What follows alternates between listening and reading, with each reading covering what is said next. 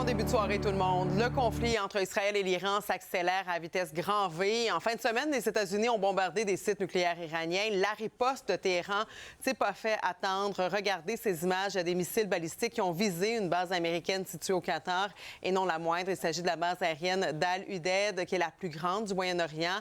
Et Sabrina, l'administration Trump aurait été informée quelques heures à l'avance de l'attaque iranienne, selon la presse américaine. Oui, et Donald Trump vient tout juste de le confirmer parce qu'il a réagi pour la première fois depuis ces attaques qui sont survenues vers une base américaine du côté du Qatar. Alors, Donald Trump a dit via un tweet, donc un gazouillis sur Truth Social, il a dit qu'il a remercié en fait l'Iran d'avoir averti les États-Unis avant d'avoir frappé donc une base américaine. D'ailleurs, concernant cette attaque de l'Iran vers une base américaine, Donald Trump a également précisé en fin d'après-midi que ce sont 14 missiles, comme on peut voir à l'écran iranien, qui ont été tirés vers le Qatar. 13 ont été interceptés.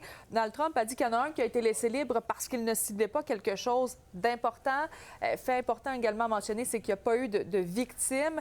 L'Iran précise quand même que son attaque contre la base américaine ne représente aucune menace contre le Qatar parce que, bon, c'est une base du Qatar, là, du côté des Américains, qui a été attaquée. Le Qatar qui a quand même qualifié cette attaque iranienne de violation flagrante de sa souveraineté. Donc, simplement vous dire qu'il y a plus de 40 000 quand même militaires américains qui sont basés au Moyen-Orient. On le voit d'ailleurs sur la carte, là, par exemple au Bahreïn, c'est là où il y a la 5e flotte de la marine américaine. Et il y a notamment la principale base américaine en Syrie qui est passée en alerte maximale sous évidemment la menace d'attaque de l'Iran. Le Qatar affirme qu'il se réserve quand même le droit de réagir après l'attaque iranienne.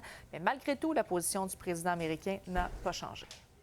The president's posture and our military posture has not changed. The president was just simply raising a question that I think many people around the world are asking. If the Iranian regime refuses to give up their nuclear program or engage in talks, we just took out their nuclear program on Saturday night, as you all know. But if they refuse to engage in diplomacy moving forward, why shouldn't the Iranian people rise up against this brutal terrorist regime?